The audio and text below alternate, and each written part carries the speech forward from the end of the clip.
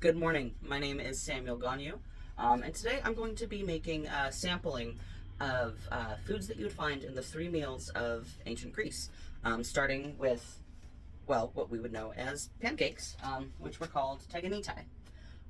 These were pretty similar, actually, to what we today would be eating as pancakes, and even similar to what the Greeks now currently make, although differences are in, for example, the addition of milk, vanilla, sugar, things that the Greeks either didn't have access to or didn't use in this form.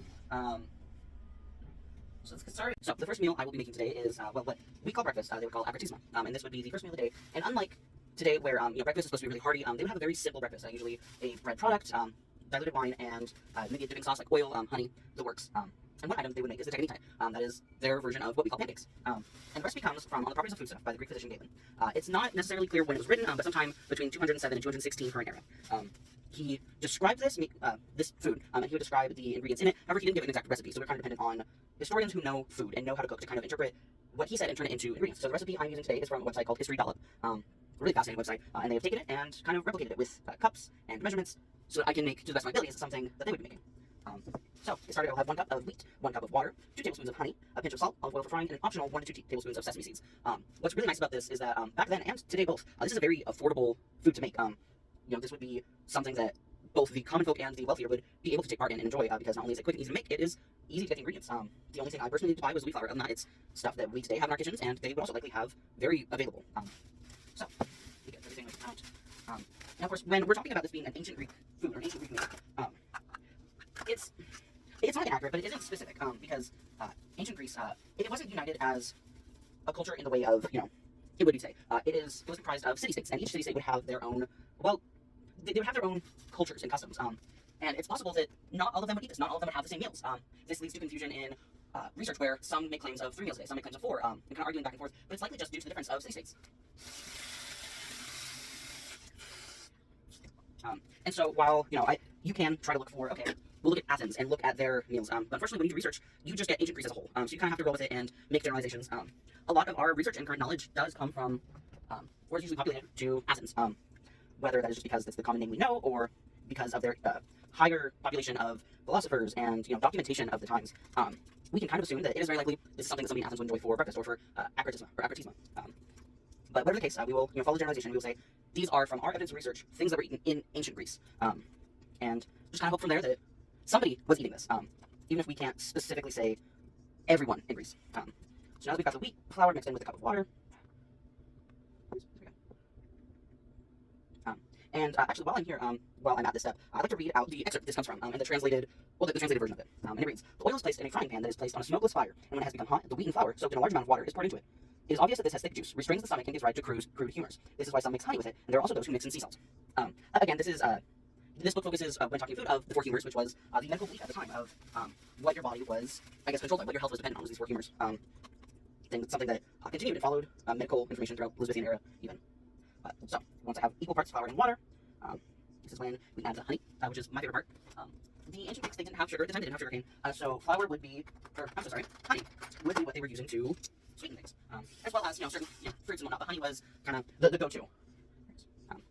I have raw and unfiltered local honey, so it is less processed. So it is, one would hope it is more similar to the honey that they would be eating and using, because obviously theirs was local. Because all their food was. This was, there were marketplaces that you could buy from, of course, but they weren't grocery stores like we know them now. And most families would be cooking with ingredients that they grew or they bartered for from neighbors. They knew where it was coming from. Something that, however you see it, unfortunately or not, something that we don't have the luxury of anymore. And so I do kind of feel good knowing I have visited this honey farm, these bees. So it brings a little closer to the Greek experience with this honey. Wait till the camera So we have classic olive oil. The best of my hopes is that it is similar enough to the olive oil they would be using, which was olive oil they would likely be making themselves. I'm sure Winco is similar. Just maybe not as fresh as what they would be used to. So I'm going to pour in, and it doesn't give exact dosage. It just says enough to fry it. So hopefully this is enough. So we have our batter. It's a very simple batter. No added sugars, no milk. Just wheat flour, honey, and water. And we're just gonna take a dollop. Oh no, we're not. I'm gonna heat this up first. All right. So we have the oil heating. And while it does, I'm just gonna talk a little bit about this recipe and kind of what it what was referenced as in the original text that we're deriving this from. As I mentioned earlier, this would appeal to the crude humors, which means that it would be raw and unaltered. So wheat mixed with water is seen as that raw, unfiltered, uncooked. And these crude humors weren't necessarily great for the body, so suggesting adding in honey or salt alters that wheat and the mixture, which no longer restrains the stomach, as he would put it. And it's kind of interesting, isn't it, that now we would see it as adding honey or salt, that would be adding more fats or sugars or unnecessary things. But meanwhile, they would disagree. They would say that the honey and the salt, it makes it better for the body. And as someone who prefers flavor, I would agree that it's best for the body, and, well, flour. Now, the next part of this recipe continues. When cooked in the oil, it rapidly sets and thickens, resembling soft cheese solidifying in wicker baskets. At this point, those making it turn it to bring the upper surface underneath in contact with the pan, bringing what was previously underneath, which has been significantly cooked, to the top. When the underpart is now set, then turn it again, perhaps 2 or 3 times, until it seems that the whole has been cooked evenly. Now, this is another kind of nice touch of this is what we know. This is how we cook pancakes. And there's something that's at least to be comforting in the idea that I could be making just regular pancakes, and I would have that in common with a poor mother hundreds and I think thousands of years ago. Just with how similar our recipes are and how we've had these staples for so long of wheat and water and oil. It's comforting, I think. An interesting part of this breakfast, this accretissimo, is this would actually be prepared and eaten around 4 a.m. Or the equivalent of they would rise before sunrise, before dawn, and to begin their day, to begin eating, which is kind of crazy to think. And I know some people to this day still do, but the idea of rising before the sun, while it's not something that we see in town, it is something that is still a common practice we see with farmers, which ancient Greeks were many. To this day, farmers are up before sunrise, getting the day started, and there are farmers' wives making pancakes at 4 o'clock in the morning for their husband before he goes to work, which is just another connection to from here to there. Whether there's Greek descendants or not, there's still in one way or another an ancestor, and it just opens up that question of how removed are we from history when we share such similar properties without even meaning to. I just think it's comforting and it feels warm. I think it's important. Now, it is important to note that obviously I'm not cooking using what they would be cooking. This, even in the recipe, specifically mentions a smokeless fire. Obviously, they didn't have electric stoves like this. They wouldn't have Teflon. It would be so much different. It was still referred to as a frying pan. And although it doesn't specify in the recipe, it might have been something into either a ceramic. They would often use ceramics in many things, pots and whatnot. Or it could have been perhaps a metal, kind of reminiscent of how we sometimes use seasoned cast iron. And these are all kind of important factors to consider in the difference of taste too.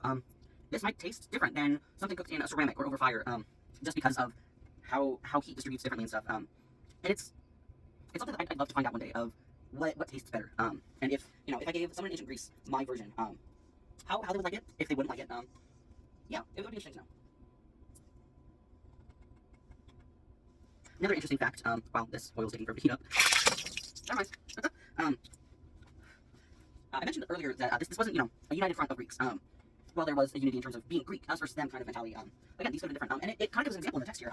It mentions what are called griddle cakes, and it has a translation in parentheses that says teganitai by the Athenians, but griddle cakes, teganitai rather than taganitai by us, the Asiatic Greeks. Which is kind of an example of, oh, I'm so sorry, girdle cakes by the Athenians. It is kind of so it's confirmed this is an Athenian dish, but it survived and it moved to, other Greeks. So I'm going to put, says a dollop in. I don't fry very often. Here we go. I have too much oil with me.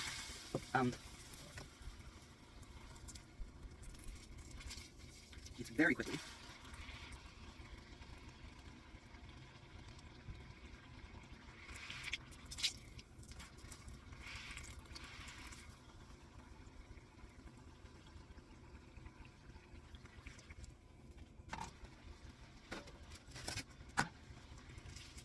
The difference in description of the cakes makes me wonder if I may be doing this a little differently than intend. Again, it doesn't seem super obvious to me, someone who I don't bake with oil often. I use butters and whatnot. Let's see. So I'm going to try another with this oil, and I'm going to switch to a less amount of oil and see if I can get something described a bit more in the text. But also, I love fried food, so worst case scenario, I have multiple types. Kind of looks like a dinosaur.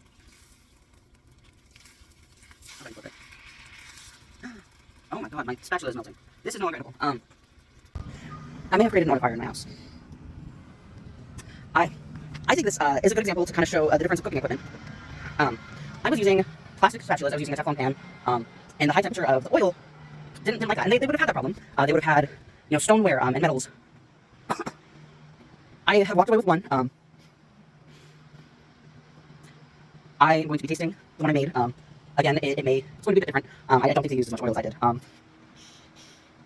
I think this is important to leave into this video, because I think I learned a lesson. I think we all learned a lesson.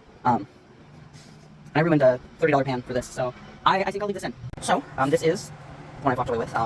It's thick, dense. I think the biggest issue is that if this is something that's cooked often, people don't typically find the need to say, do this exact thing, because it's customary. People would know how to do this. I think that's where I kind of went wrong with. I read, frying in oil, and I took it to mean, deep frying, the way we do, instead of what they likely did. So, it may be a bit different, but all the flavors should be the same. According to the article and the original text, people would then soak it in honey, and top it with salt. Sometimes, in other literature, we have seen that they would sometimes use ground walnuts or sesame seeds, which I don't have. So, instead, I will be topping with honey, in a similar way that they would with, what we do with syrup, and a splash salt. They would be eating this with their hands, so that's what I will do. Here we go. Cheers. It's very hard.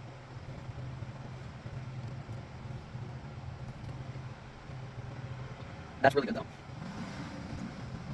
So, I apologize, I have construction on my house. In terms of comparing it to a pancake we make now, it is simpler. It is water, wheat flour, olive oil, honey, and salt. Like, we don't have the milk or the eggs, but it is delightful. I think it would be amazing with things such as like jam and stuff that we have, but even just with, the simple honey drizzled on top, I think, it is light, but I think, it is nice, and then of course it would be accompanied with one, a red wine cut, 2/3 water.